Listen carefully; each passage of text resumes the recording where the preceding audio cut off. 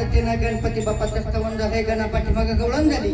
आता सद्गुरु पूजन आणि त्यानंतर नाथांचा थोडासा महिमा आणि नंतर काही नाथांचे गीत.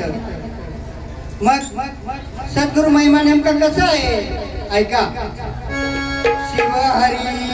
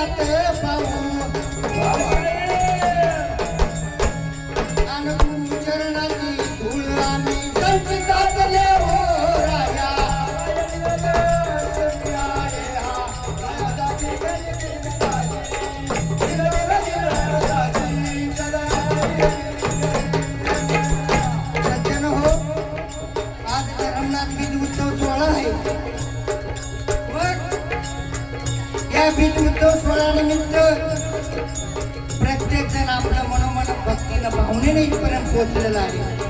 मग हे पोहोचवण्याचं काम नेमकं कोणी केलं तर त्या गुरुमाऊलीची कृपा. मग कवीकडच्यानं काय म्हटलं, गुरु नाम गुरु धर्म भेद आम्ही अंतरात पाहू, गुरुचरणाची धूळ आम्ही संचितात देतो. मग सद्गुरूनं दिलेलं जे नाम आहे ते जर लहरणीची पांडुरंग ज्यांनी पांडुरंग म्हणजे जर आपण सतत गोखीत बसलो तर आपल्या जीवनाची नाव पैल फिरायला गेल्याशिवाय राहणार नाही. मग तुम्ही म्हणाल कसं, मग ते नाम कसं आहे. तेव्हा ज्ञानेश्वर माऊलीने एका अभंगामध्ये लिहिलेले, अजपा जप उलट प्राणाचा तेथेही मनाचा निर्दर्वशे. तो अजपा जप ज्याला कळला त्याच्या निश्चित जीवनातच होण्यात आल्याशिवाय राहणार नाही.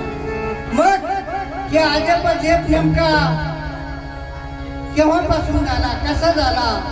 एकदा काय झालं सज्जन हो, पार्वती मातेने शंकराला विचारलं, भोळा शंकरा तुम्ही या सृष्टीचे पालन करते आहात, मग मला कमीत कमी तुम्ही जे जगाला ज्ञान देता ते ज्ञान मला द्या. म्हणून भोळे शंकर पार्वती मातेला एका नदीच्या किनारी घेऊन जातात. ज्ञान सांगत असताना पार्वती मातेला झोप लागली आणि त्या पाण्यामध्ये एक मच्छी गर्भोदर होती. त्या मच्छीनं ते ज्ञान ऐकलं आणि पुढं मच्छिंद्रनाथांचा जन्म झाला. ते खरं ज्ञान.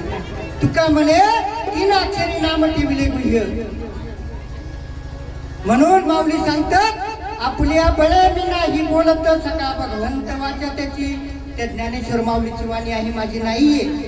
मी तुमच्या समोर जरी उभा असेल तर तो पांडुरंग परमात्मा त्यांनी मला उभं केलेलं आहे. मी स्वतःहून काही करू शकत नाही. म्हणून कवीकडच्या दुसऱ्या चरणात काय सांगतात ऐका.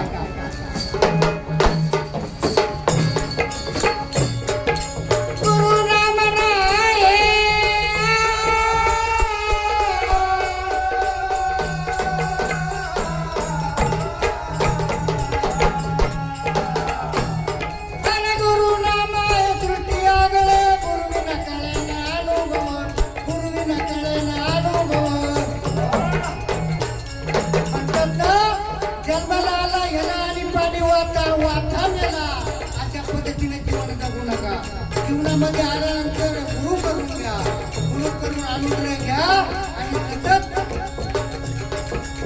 नामस्मरण करीत राहा. मी म्हणत नाही तुम्ही संसार सोडून द्या, संसार करून परमात्म्याच्या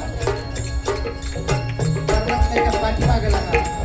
रामकृष्ण हरी, रामाचं मंदिर आहे, कृष्णाचं मंदिर आहे, बघा हरीचं मंदिर नेमकं कुठं आहे.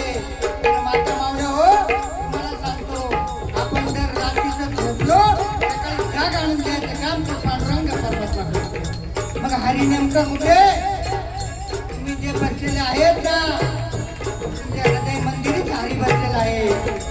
देव हा दगडात नाही, माणसात आहे, फक्त ती ओळखण्याची पात्रता तशी पाहिजे.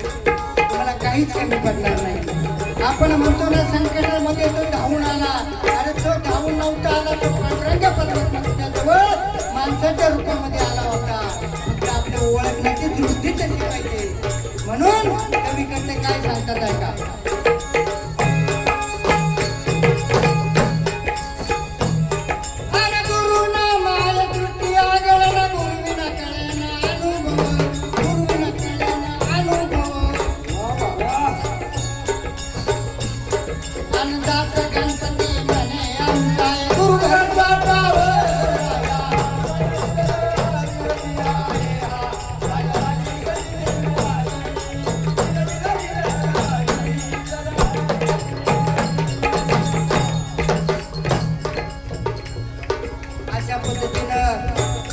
सद्गुरूंचा महिमा. यानंतर छोटस एक गोरक्षनाथांचा आणि मच्छिंद्रनाथांचा संवाद. गोरक्षनाथांनी